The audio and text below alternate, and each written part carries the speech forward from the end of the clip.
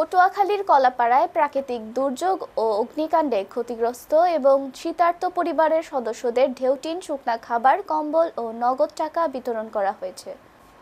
বৃহস্পতিবার 11 ডিসেম্বর কলাপাড়া উপজেলা প্রশাসন ও উপজেলা প্রকল্প বাস্তবায়ন কর্মকর্তা কার্যালয়ের আয়োজনে দুর্যোগ ব্যবস্থাপনা ও ত্রাণ মন্ত্রণালয়ে এ ত্রাণ সামগ্রী বিতরণ করে।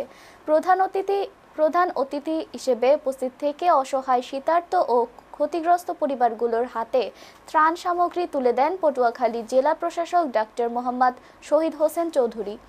কলাপাড়া উপজেলা নির্বাহী কর্মকর্তা কাউসার আহমেদের সভাপতিত্বে ত্রাণ বিতরণ কার্যক্রমে আরও উপস্থিত ছিলেন উপজেলা সহকারী ভূমি কমিশনার ইয়াসিন সাদেক, সিপিপির সহকারী পরিচালক আসাহুজ্জামান, প্রকল্প বাস্তবায়ন কর্মকর্তা মোকসেদুল আলম। কলাপাড়া উপজেলায় গত বছর প্রাকৃতিক দুর্যোগ ও অগ্নিকাণ্ডে ক্ষতিগ্রস্ত শতাধিক পরিবারগুলোকে এক বান করে ঢেউটিন এবং নগদ ৩,০০০ টাকা দেয়া হয়।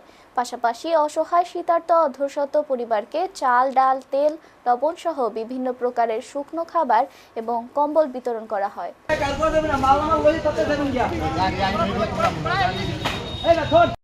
জেলা প্রশাসক মহোদয় এসেছেন এবং আমাদের সুযোগ্য জেলা প্রশাসক মহোদয় এবং আমাদের উপজেলা নির্বাহী অফিসার মহোদয় এবং দুর্যোগ ব্যবস্থাপনা ত্রাণ মন্ত্রণালয়ের অধীনে আমাদের কলাপাড়া উপজেলার দুস্থ, অসহায় এবং ক্ষতিগ্রস্ত প্রাকৃতিক দুর্যোগ ক্ষতিগ্রস্তদের মাঝে আমরা টিন, গৃহ নির্মাণ বাবদ প্রতিবন্ধী মেয়াদ তৈরি করে এবং শুকনো খাবার এবং কম্বল আমরা বিতরণ করেছি। আমাদের এই অর্থ বছরে বরাদ্দ এসেছে, আমরা বরাদ্দ পেয়েছি।